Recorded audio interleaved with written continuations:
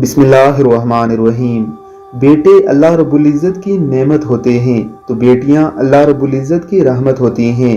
रहमत नेमत पर भी फायक है। बेटियों को अपने वालिदैन से जो मोहब्बत होती है उसका अशरे अशीर भी बेटों को नहीं होती। इसी हवाले से हम आपके सामने एक इंतहाई खूबसूरत वीडियो लेकर आए हैं।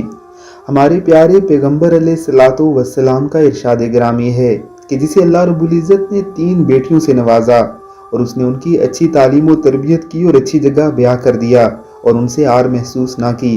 वो और मैं क़यामत में यूं होंगे जैसे अंगुश्ते शहादत और उसके साथ वाली उंगली, यानी बिल्कुल जुड़े हुए होंगे।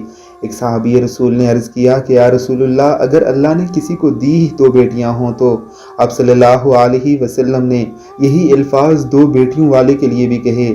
एक तीसरे सहाबी ने पूछा, या रसूलुल्लाह, अगर अल्लाह ने किसी को दी ही एक बेटी हो तो आपने फरमाया कि अगर वो उसकी अच्छी तालीम और तरबियत करता है और अच्छी जगह ब्याह करके देता है और उससे आर महसूस नहीं करता तो वो और मैं भी जन्नत में ऐसे होंगे जैसे अंगुश्ते शहादत, यानी शहादत वाली उंगली और उसके साथ वाली उंगली।